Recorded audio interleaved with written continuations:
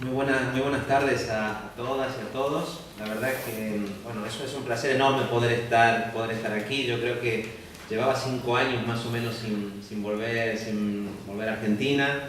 La última vez que estuvimos en esta sala fue para presentar un libro que había escrito sobre historia del constitucionalismo. Nadie me hubiera dicho, no me hubiera imaginado nunca que me toque intervenir en calidad de vicealcalde, de viceintendente de una ciudad como la de Barcelona. Pero me parece que es muy simbólico poder hacerlo aquí, porque en buena medida nosotros en Barcelona somos herederos de muchos procesos que se han producido también en América Latina.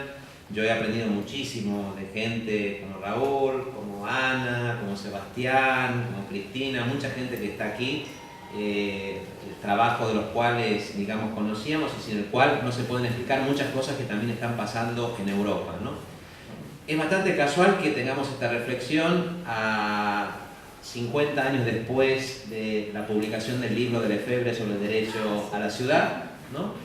Un libro que es verdad, como decía Sebastián, es una construcción teórica que se produce en Europa, pero en América Latina ya había una práctica bastante importante, siempre la ha existido, ¿no? De luchas urbanas por el derecho a la ciudad.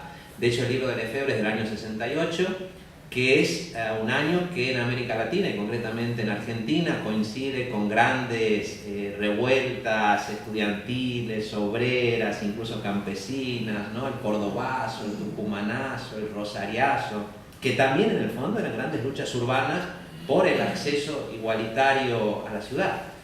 Y también me parece interesante que este debate se produzca en el centenario de la reforma universitaria del 18, porque la reforma universitaria del 18 también, digamos, nos lanza un mensaje que es la importancia del pensamiento crítico, de la reflexión teórica para acompañar este tipo de procesos, ¿no?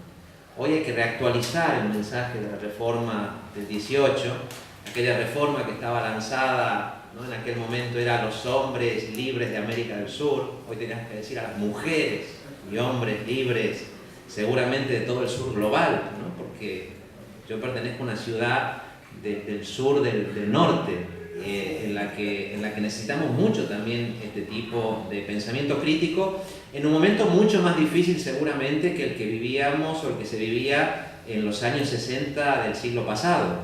Hoy los momentos son mucho más críticos, vivimos en el contexto de un capitalismo financiarizado que es enormemente agresivo, ¿no? con los derechos de las personas, con el medio ambiente, que es agresivo en términos sociales, que es agresivo en términos de género, ¿no? Que es enormemente sexista porque, digamos, perjudica sobre todo a las mujeres, a diversos colectivos con diversidad sexual, que es racista, que es xenófobo. Nosotros lo estamos viendo en este momento en Europa, ¿no? Pero también se ha visto en América Latina, el asesinato en Brasil de una concejal como Marielle Franco, que reunía, digamos, todas esas condiciones de ser una mujer popular, ¿no? que luchaba por el derecho a la ciudad, también refleja ese momento complicado que estamos viviendo. Y nosotros en Barcelona somos un producto en buena medida de esa crisis, ¿no? Ahora Cristina explicaba las contradicciones del modelo Barcelona, una ciudad que con los Juegos Olímpicos en los años 90 aprovechó ese momento, ¿no? Para abrir la ciudad al mar, para que se produjeran algunos procesos urbanísticos interesantes, pero al mismo tiempo generó procesos de especulación, procesos de exclusión, que comenzaron a generar la sensación para muchas de las personas que vivían y que vivimos allí de que estábamos perdiendo la ciudad. De hecho, nuestra candidatura municipalista originariamente llevaba el nombre de Ganemos Barcelona. ¿Por qué Ganemos Barcelona? Porque sentíamos que estábamos perdiendo la ciudad, que la ciudad estaba expulsando a su gente, que la estaba expulsando como consecuencia de procesos urbanísticos que efectivamente encarecían la ciudad, como consecuencia de las ejecuciones hipotecarias que obligaban a la gente a salir de sus casas, como consecuencia de la subida de los precios de los alquileres, etcétera, etcétera. Y aquí irrumpimos nosotros. Irrumpimos gente que no veníamos de la política profesional, gente que habíamos estado vinculados a movimientos importantes de esa época, como era la plataforma de afectados por la hipoteca, precisamente por las ejecuciones hipotecarias, o como el 15M del 2011, que fue la versión, digamos, hispana de lo que fue el 2001 en Argentina. que marcó una gran crisis de representación de los partidos políticos tradicionales y acompañada de una crisis, naturalmente, del modelo económico de un neoliberalismo financiarizado que estaba generando auténticos destrozos sociales. Y nosotros nos abrimos camino porque tomamos por sorpresa, en realidad, a esos poderes fácticos tradicionales que habían gobernado la ciudad. No se imaginaban que podía aparecer una propuesta de este tipo, una plataforma municipalista que no tenía vínculos ni con el poder financiero, ni con el poder mediático, y que sin embargo logramos protagonizar una auténtica revuelta municipalista, no solo en Barcelona, sino en todas las grandes ciudades del Estado. En Madrid, en Cádiz, en Coruña, en Valencia, una auténtica primavera municipalista como no se había visto en muchísimo tiempo, que genera algunos fenómenos impensados. Por ejemplo, en Barcelona, que por primera vez haya una alcaldesa, mujer, de orígenes muy modestos, no de las familias de siempre, con un gobierno integrado mayoritariamente por mujeres de origen modesto, que no venían de las familias de siempre, e incluso en este caso con un vicealcalde argentino, lo cual parecía impensable en una ciudad como Barcelona hace algunos años. Entonces llegamos al gobierno. Claro, llegamos al gobierno, por supuesto, también en condiciones de enorme dificultad, porque ganar unas elecciones en las democracias representativas actuales, sin vínculo con los poderes financieros, con los bancos, con los grandes medios de comunicación, es enormemente complicado. Y ganamos unas elecciones con 11 concejales de 41, cuando en el Ayuntamiento de Barcelona todas las grandes políticas que hay que aprobar tienen que tener al menos 21 concejales, ¿no? Y por lo tanto se pueden imaginar la dificultad de lo que ocurrió estos años, en los que hubo que gestionar una expectativa muy alta. La gente pensaba que llegábamos a gobernar Barcelona como si fuera una república independiente, ¿no? Con políticas fiscales propias, con capacidad legislativa, cuando las ciudades no podemos hacer leyes, por ejemplo, fiscales, no podemos derogar reformas laborales, no podemos elaborar ninguna ley en realidad. Tenemos un margen de actuación muy limitado y sin embargo somos la primera frontera de relación con los vecinos y vecinas de la ciudad. Y por lo tanto la gente dice, sí, lo que uno no puede es ampararse en que no tiene competencias para actuar, porque lo que sí que tiene es incumbencia en todo. No tenemos competencia, pero tenemos incumbencia. Entonces eso explica, por ejemplo, ayer todos, prácticamente los miembros del gobierno de Barcelona, estaban tuiteando todo el día, dando apoyo a la movilización feminista en Argentina, pronunciándose sobre esa movilización, porque era algo que nos incumbía, porque también nos iba a nosotros la vida en movilizaciones como las que tuvimos ayer aquí en Argentina, ¿no?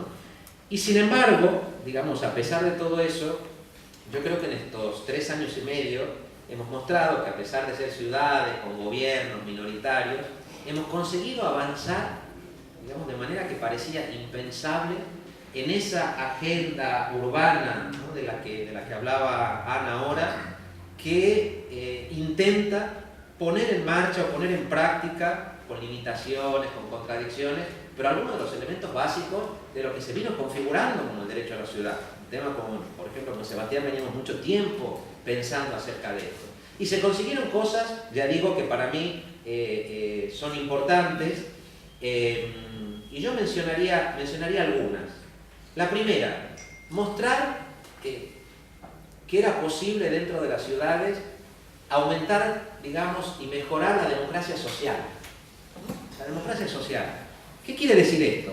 Que una cosa que nosotros hicimos cuando llegamos al gobierno era mostrar que era posible cambiar la agenda de prioridades en la ciudad y la agenda concretamente de prioridades presupuestarias, porque esa es la prueba más evidente de si uno ha producido cambios o no. ¿Dónde va el presupuesto ahora?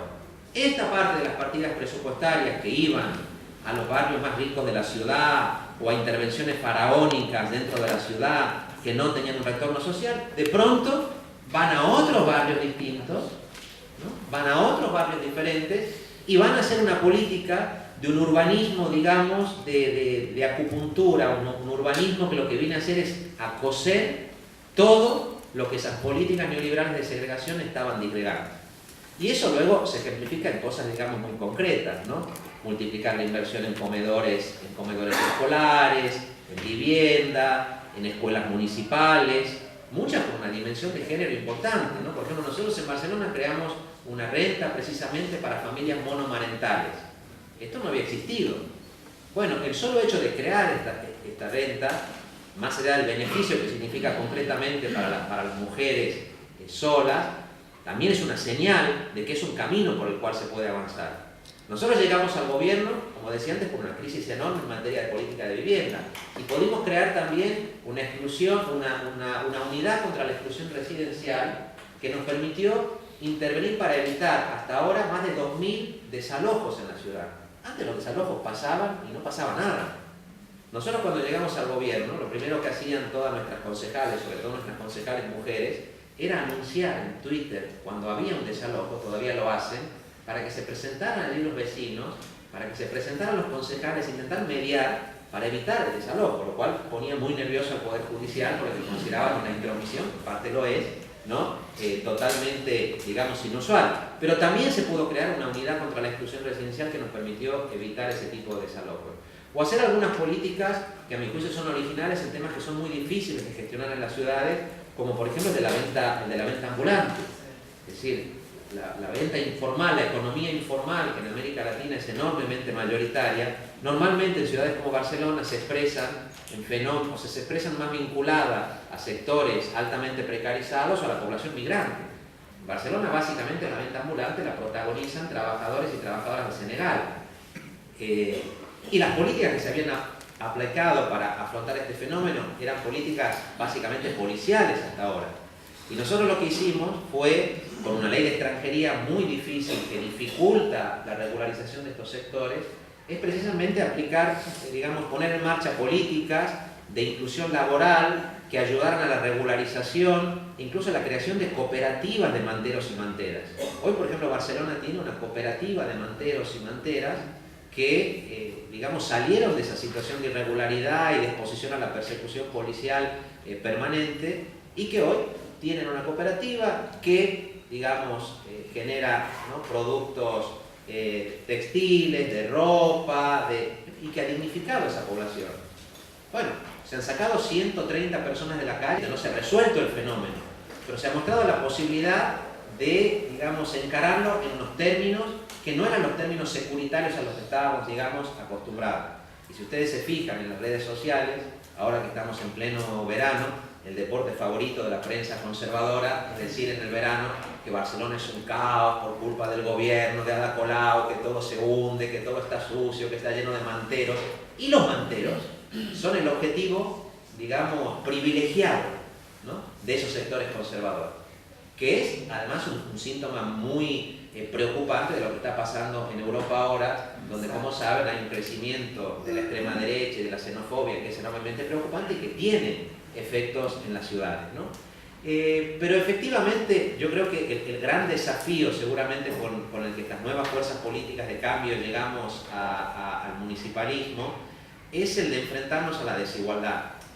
Y para enfrentarse a la cuestión de la desigualdad no es suficiente con cambiar las prioridades presupuestarias.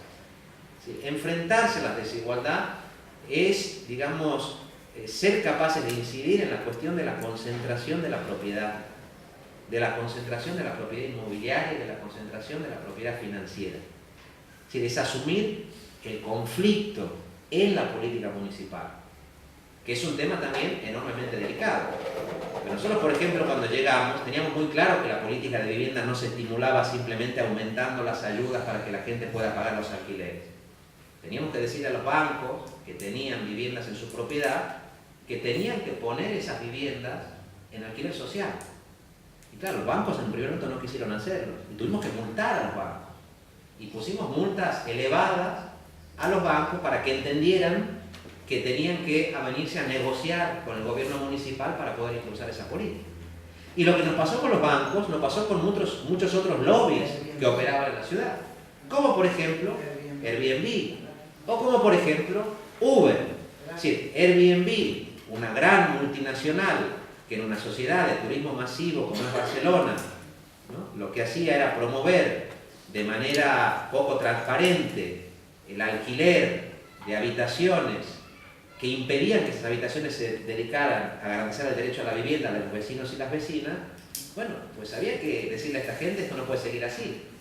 Y nosotros le aplicamos también a Airbnb multa de más de €500.000 para que en, digamos, sus páginas web subieran, ¿no? Digamos, legalizaran los departamentos, los pisos que ofrecían y no utilizaran su actividad económica fundamentalmente para evadir impuestos y subir los alquileres. Y con Uber, otra plataforma, digamos, digital, nos pasó lo mismo. La semana pasada tuvimos un conflicto muy importante, digamos, del sector del taxi, una huelga muy grande en Barcelona, pero es verdad que más allá de los defectos que el sector convencional del taxi tiene en casi todas las ciudades del mundo, es cierto que la actuación, digamos, de Uber dentro de la ciudad, básicamente lo que estaba generando era una competencia enormemente desleal, porque también evaden obligaciones fiscales, no hace los aportes a la seguridad social de los trabajadores, son una fuente de precarización, y entonces nosotros, con mucha imaginación jurídica, porque como digo, a veces el marco normativo es un marco normativo muy poco favorable, conseguimos impulsar una legislación para limitar el número de licencias de este tipo de taxis, ¿no? Por lo tanto, ha habido una dimensión antagónica según la cual se confirma lo que plantea, digamos, David Harvey de manera muy clara, ¿no? No se puede defender el derecho a la ciudad si no se está dispuesto a cuestionar el carácter absoluto del derecho de propiedad, sobre todo cuando es ejercido por los grandes inversores, por los grandes poderes inmobiliarios, por los grandes poderes financieros. Y esto no debería ser una rareza, porque casi todas las constituciones europeas de posguerra dicen que el derecho de propiedad privada solo está garantizado en la medida en que cumpla una función social. Si no cumple una función social, es susceptible de límites, ¿no? Y a pesar de eso, cada vez que nosotros decimos, como dijimos hace poco, que por ejemplo cuando tiene que haber una nueva promoción urbanística, los promotores tienen que dedicar un 30% de esas viviendas a vivienda que sea accesible, que sea vivienda, ¿no? Inmediatamente dicen que esto es populismo, comienzan a poner en marcha la usina de las grandes, los gritos de rigor es populismo, ¿no? Pero nosotros hemos tenido que asumir ese elemento. Y paralelamente a la hora de plantear este tipo de limitaciones, otro reto que me parece importante que es mostrar que hay formas alternativas para, digamos, de gestión de la propiedad, ¿no? Por ejemplo, y ya no solo hablo de la propiedad pública, que en algunos casos, digamos, lo impulsamos, ¿no? Por ejemplo, este año acabamos de impulsar el operador energético municipal más grande de todo el Estado, que eso en España es muy importante porque nosotros esa energía la recibimos fundamentalmente de los grandes oligopolios energéticos de ámbito estatal. Y por lo tanto, impulsar un operador energético municipal permite en buena medida desconectarse de esos grandes oligopolios. Y eso ya significa, digamos, un avance muy importante en la democratización económica de la política municipal. Pero a nosotros nos parece importante mostrar que no se trata solamente de impulsar lo público institucional, lo público estatal, sino de explorar otras fórmulas, como por ejemplo las fórmulas público-cooperativas o público-comunitarias. Y en ese sentido impulsamos muchas políticas de vivienda que responden a ese patrón de lo público-cooperativo, donde por ejemplo el ayuntamiento, ¿no?, pone el suelo, pero son cooperativas de vivienda las que participan con apoyo municipal en la construcción o en la gestión de esa vivienda, y eso lo hicimos también en otros ámbitos. ¿Por qué lo hicimos? Bueno, lo hicimos porque hay una cosa de la que estamos seguros, que es que la propiedad público-cooperativa o las formas de partenariado públicos cooperativos o públicos comunitarios son mucho más resistentes a las privatizaciones que los que son simplemente público-estatales, por una razón básica, porque la gente lo siente como propia, porque los vecinos y las vecinas sienten que participan directamente en la gestión de ese recurso, ¿no? Y me parece que esta es una experiencia que desde el punto de vista municipal vale mucho la pena realmente intentarla, ¿no? Y también, y aquí agrego otro tema que mencionaba ahora Ana, lo de impulsar la economía de proximidad. Es decir, yo estoy de acuerdo, Jane Jacobs tenía razón, digamos, lo que está destruyendo las ciudades son todas estas iniciativas, estas grandes inversiones, los grandes centros comerciales, la cultura del gran shopping, que acaba destruyendo la vida en los barrios. Y eso nosotros en Barcelona nos está pasando también. Pero aquí también intentamos utilizar algunos instrumentos municipales para evitar que eso pasara. Por ejemplo, nosotros tenemos barrios donde efectivamente el encarecimiento de la vivienda o la presencia de estas inversiones está expulsando a la población de toda la vida. Se están cerrando peluquerías, se cierran verdulerías. Entonces, ¿qué hacemos? Una cosa que hemos hecho es aprovechar los locales de planta baja que estaban vacíos, compramos esos locales, son locales municipales, y entonces abrimos un concurso para realquilarlos a iniciativas que a nosotros nos parecen estratégicas. Por ejemplo, una peluquería, por ejemplo, una carpintería, por ejemplo, un lugar de impresión 3D gestionado por una cooperativa de jóvenes, ¿no? Por ejemplo, una iniciativa de consumo agroecológico, de alimentos de proximidad. Y de esa manera intentamos resistir el embate de estas grandes multinacionales que lo que hacen es empobrecer la vida del barrio. Muchas veces son experiencias chicas, pero que muestran que hay alternativa. Y eso nos parece fundamental, porque nosotros en realidad nos estamos confrontando contra el gran dictum de Margaret Thatcher, según la cual no hay alternativa, there is no alternative. O compran el neoliberalismo en cualquiera de sus versiones, incluso en la versión del neoliberalismo zombie que tenemos ahora, porque el neoliberalismo se va reciclando sin ofrecer alternativas nuevas, fracasa y luego vuelve bajo nuevos ropajes, pero no ofrece una alternativa, es política sin alternativa. Y por lo tanto yo creo que una obligación que tenemos es mostrar que eso es posible y hacerlo en el ámbito municipal.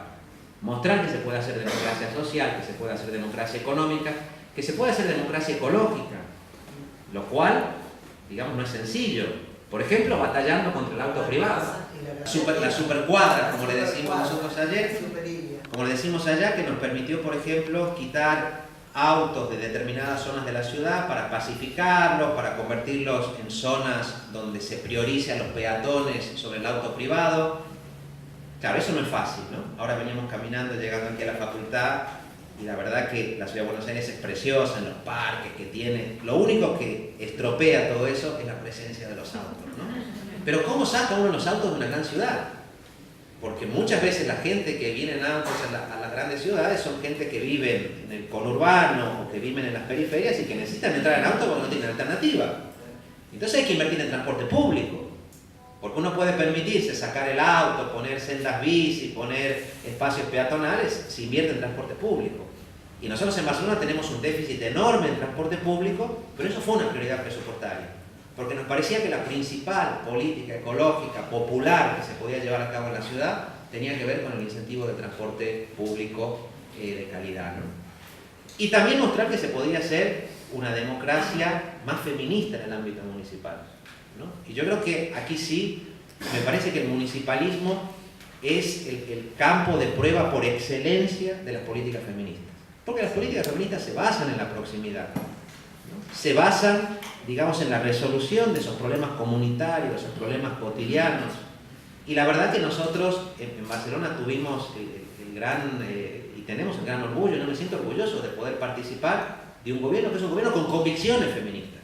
No quiere decir que todas las políticas que se hagan sean feministas, y queda muchísimo por hacer porque las resistencias son enormes, pero un gobierno que sí ha colocado esa agenda en el centro, donde de pronto aparecen buena parte de nuestras concejalas, que esto fue como muy emotivo, y comenzaron a publicar artículos en los que explicaban que sus madres eran trabajadoras domésticas que habían llegado a Barcelona, que eran emigrantes de otras ciudades, y habían llegado a Barcelona a trabajar en casas de grandes familias, y de pronto buena parte de las concejalas del gobierno, de miembros, comenzaron a explicar historias de sus abuelas, de sus madres, y comenzaron a colocar la cuestión del trabajo en otro eje muy distinto.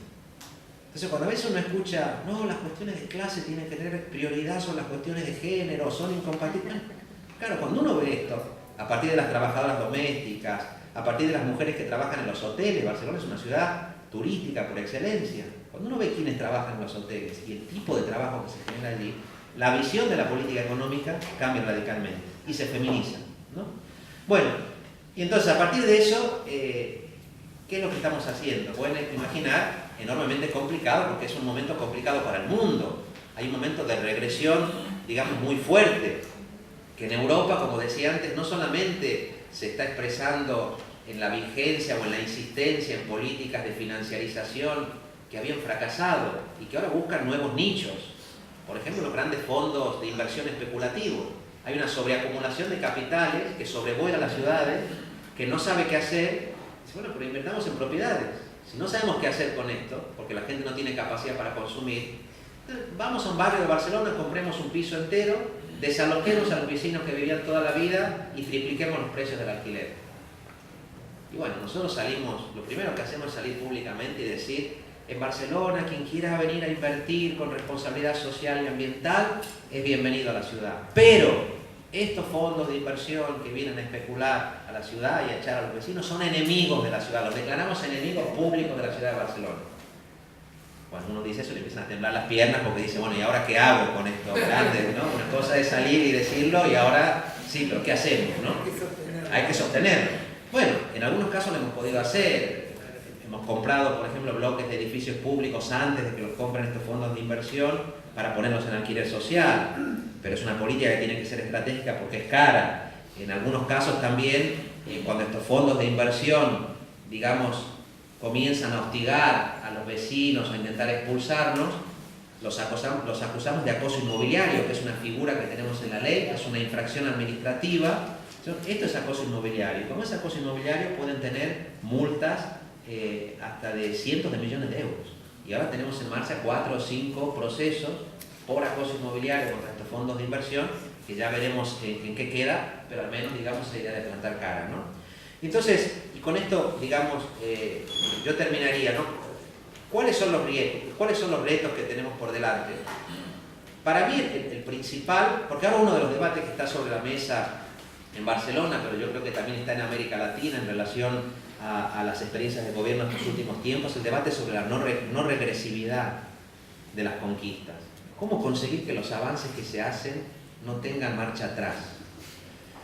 Y yo aquí rompo una lanza a favor del municipalismo porque me parece que apostar por el municipalismo, por la democracia local, por la democracia de proximidad, es una de las formas, digamos, más eficaces de evitar las regresiones. Precisamente porque es la democracia más próxima a los vecinos y a las vecinas que pueden defender esas conquistas. Para eso hace falta, naturalmente, que los gobiernos municipalistas sean más o menos ejemplares. Esto es muy difícil y también es fácil decirlo y más fácil hacerlo. Pero no podemos ser como ellos. No podemos ser como aquellos gobiernos que precisamente contra los que hemos irrumpido en la vida política. Y esto significa una cosa que es difícil, ser más transparentes, ser enormemente sobrios en nuestra política, tener políticas de transparencia para evitar procesos de corrupción, autocontrolarnos, autolimitarnos, no confiar en la virtud moral de nuestros representantes, de nosotros mismos, sino establecer instituciones que permitan ese control. Porque si se rompe ese vínculo ético con la ciudadanía, yo creo que esos proyectos son proyectos con pies de barro. Eso me parece que es un elemento importante. El segundo es reforzar el elemento comunitario, contribuir. Hay mucha gente que tiene miedo como consecuencia de las políticas neoliberales. Tiene miedo, está asustada porque tiene miedo de perder el trabajo, tiene miedo que la echen de su casa, mujeres que tienen miedo que los maridos las golpeen porque pierden el trabajo, tienen miedo. Y cuando la gente tiene miedo, pueden salir las peores pasiones del ser humano. Como por ejemplo culpar a otro débil. Son los inmigrantes, es la gente, ¿no? Y entonces a mí me parece que es muy importante que estas propuestas municipalistas, progresistas, sean capaces de generar comunidad. Sean capaces de generar comunidad. Porque si no generamos comunidad nosotros, y les digo en el caso de Europa, nos crea la extrema derecha. Así es. Va a ser la extrema derecha la que va a dar respuesta a ese sentimiento de miedo que tiene la gente. Y aquí me parece que del feminismo también hemos aprendido mucho, porque el feminismo nos está enseñando que hay formas cooperativas, comunitarias, relacionales, que son importantísimas. Y por eso para mí el vínculo entre municipalismo y feminismo es un vínculo, digamos, muy estrecho y que es muy importante, digamos, ahondar, sobre todo en la nueva agenda urbana que tenemos sobre la mesa, ¿no? Y me parece que es muy importante para poder seguir enamorando. Porque claro, ¿cómo se mantiene uno en un gobierno institucional con todas las inercias que tiene? Bueno, hay que seguir enamorando y hay que seguir conmoviendo. Y para poder seguir enamorando, como decía antes, hay que mostrar que uno puede hacer las políticas de otra manera, que se pueden hacer de manera honrada, que se pueden hacer generando comunidad, que se pueden hacer sin perder la valentía política. Porque si perdemos la valentía política también estamos perdidos. Si la gente nos deja de ver como gobiernos valientes, que para defender el derecho a la ciudad somos capaces de confrontar con esos grandes lobbies, pues la gente nos va a abandonar. ¿Para qué sirve? Son todos iguales. Sí, de acuerdo, cambian la redistribución del presupuesto, pero no enamoran, no conmueven. Entonces nosotros tenemos una camiseta que nos obliga mucho, que dice Barcelona contra los lobbies. Este es el cuadrilátero en el que estamos batallando. Pero dicen que van a ganar de nuevo. Bueno, pero es Barcelona. O sea que están ganando. Pero ese Barcelona contra los lobbies, ¿no? Me parece que ese es un mensaje importante, porque la democracia significa distribución de poder. Y para distribuir poder hay que enfrentar privilegios, hay que abolir privilegios. Y hay que enfrentar también al poder económico. Y eso es muy importante para propulsar la democracia. Sin democracia económica tampoco hay democracia municipal. Y este es un tema en el que me parece, digamos, que es importante trabajar. No quiero hacer un canto del municipalismo por sí mismo, porque el municipalismo tiene sus límites. Nosotros gobernamos durante 3 años y medio con un gobierno estatal enormemente hostil y con un gobierno, digamos, en Cataluña, bueno, que consideraba que había temas que no tocaban porque la agenda independentista era prioritaria, pero en un contexto muy difícil. Y por tanto somos conscientes que hay que tener otras escalas de gobierno que sean municipalistas. Yo quiero que haya un gobierno distinto en España, pero quiero que ese gobierno sea municipalista. Quiero que haya un gobierno distinto en Cataluña, pero quiero que sean municipalistas.